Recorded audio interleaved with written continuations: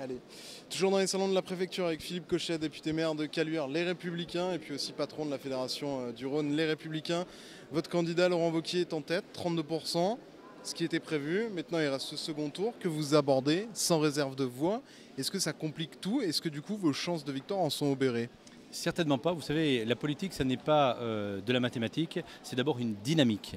Et je crois que très clairement, aujourd'hui, la dynamique que Laurent Wauquiez a inspirée dès le premier tour va se confirmer au deuxième tour. On voit un effondrement, bien sûr, du président sortant socialiste, donc qui a été désavoué. Et derrière, il y a une dynamique, c'est celle de Laurent Wauquiez. Et je pense que pour le deuxième tour, très concrètement, vous savez, quand on a un écart aussi important entre le premier et le deuxième, eh bien généralement, les gens confirment et accompagnent cette dynamique. Donc dimanche prochain, Laurent Wauquiez sera le nouveau président de la région Rhône-Alpes-Auvergne. Il y a quand même un impératif maintenant, en tout cas pour les Républicains, c'est de contrer le Front National, parce qu'on voit que, peut-être pas en Rhône-Alpes-Auvergne, mais dans d'autres régions, les triangulaires sont devenus quasiment impossibles à gagner. Non, ce n'est pas qu'elles sont impossibles à gagner.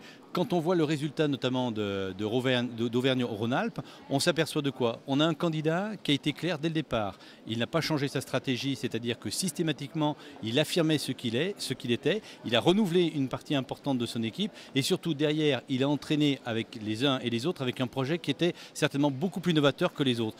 Derrière, il y avait 11 ans d'expérience où il ne s'est pas passé grand-chose. Et puis derrière, c'est vrai, un certain nombre de gens qui étaient mécontents, qui pouvaient se retrouver dans le vote du Front National, mais ils savent que c'est un vote qui n'a pas, bien sûr, de possibilité d'aboutir. Donc, dès la semaine prochaine, je pense qu'il y a des gens qui reporteront des voix, et puis également les abstentionnistes qui pourront accompagner donc ce deuxième tour, avec notamment la victoire du deuxième tour auprès de Laurent Wauquiez.